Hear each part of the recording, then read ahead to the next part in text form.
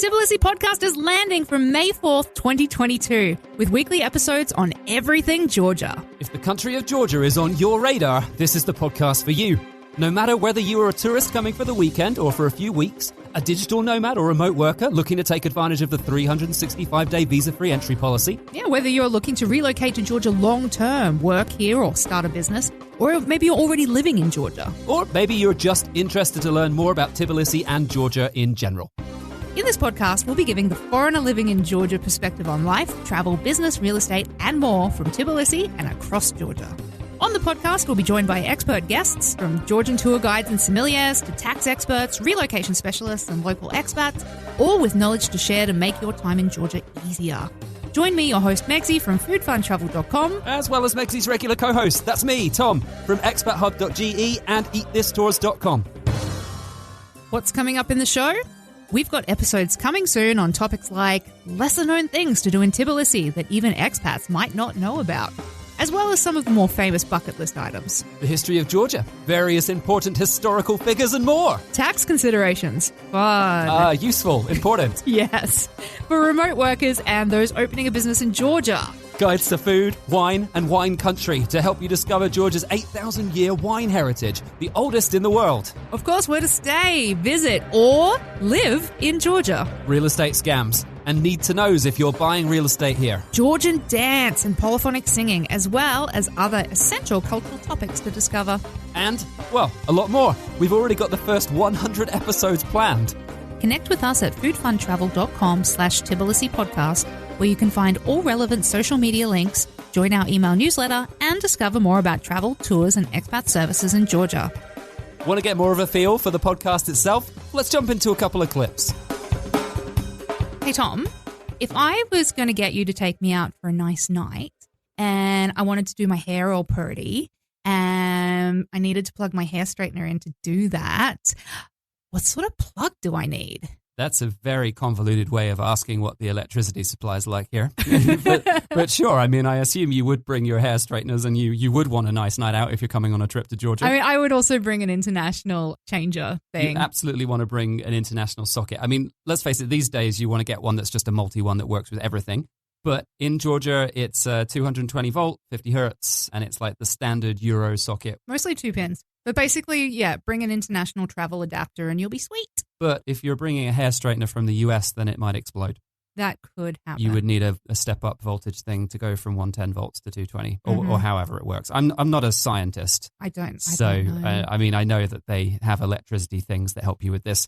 So yeah, you're coming from the US as you would in Europe in general and everywhere else in the world, because come on US, you're the only people using 110 volts, aren't you? Let's be honest here. There's a lot of things. Get with the program. A lot of things they're the only people using. You can't even boil a kettle properly because the voltage is not strong enough to do it. They don't have kettles. They don't really have kettles because their electricity isn't good enough for kettles. I mean, how embarrassing is it that a $12 piece of electronics doesn't work properly in the US because their electricity supply isn't good enough in the US? Wah-wah. Come on, guys. Leading economy in the world can't get their electricity right, can they? Can't even make a cup of tea. Can't even make a cup of tea. But that's probably why England got knocked out of the US, because we couldn't make tea. That's why they threw all the tea in the Boston, Boston Harbour. That was probably we can't even boil this. Yeah. Why did we even bring the tea here if we can't boil it? This is pointless. Let's go to Georgia. They've got a lot of tea plantations here, so I think tea is very nice tea is here. very good. Yeah, exactly.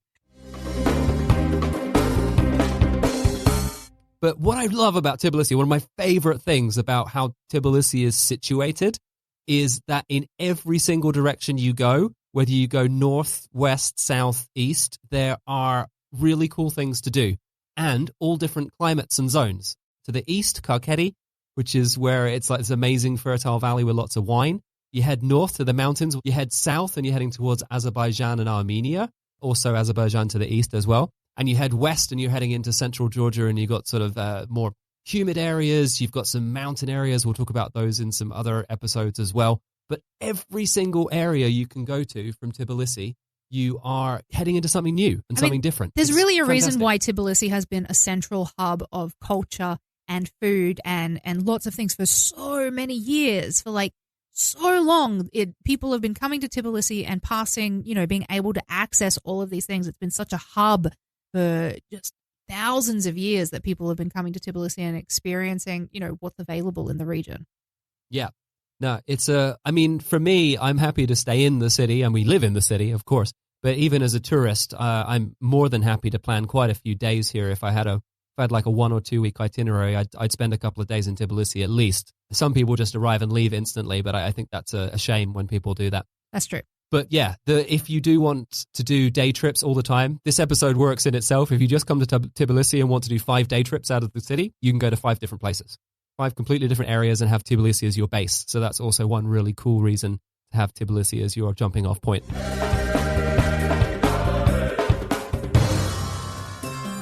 Yes, Telavi is just 2 hours drive from Tbilisi over the Gombori mountain pass, and it is right in the heart of the Alazani Valley, which is Georgia's most famous wine-growing area in Kakheti, which is their most famous wine-growing region. So it's a pretty important place to go for wine lovers, but it's also bordered in the north by the Caucasus Mountains, which through much of the year are snow-capped. And it's this huge, long valley that stretches in both directions from Telavi. So you have panoramic views from there of these amazing mountains, of all the vines and wine country surrounding you, and lots of green. It's amazing. Yeah, on a clear day when you can see all the mountains, it's just beautiful. So yeah, Telavi is our first destination today. All right, so there is one main attraction that you can go and see in the city of Telavi, and that is the plane tree, which is the biggest tree in all of Georgia, and it's located right in the city center. It is a tree. So it's a tree. It's a tree, but apparently it's 900 years old. That's cool. That's pretty cool. It's on its way out, so go out there soon because it's definitely got some issues. It's an old guy, they don't last forever. He's big. He's 12 meters wide and 46 meters high, so And there's a legend associated with this old man tree. If you start a ring of people around it and connect your hands all the way around it and you make a wish, your wishes will all come true. It definitely, absolutely will come true. Well, no doubt about it. Every time I've been there, my wish has been for wine, and every time I go to wine country, I seem to get wine. So I suppose it works. Wow. Proved. Connect with us at foodfuntravel.com/Tbilisi Podcast, where you can find all relevant social media links, join our email newsletter, and discover more about travel, tours, and expat services in Georgia.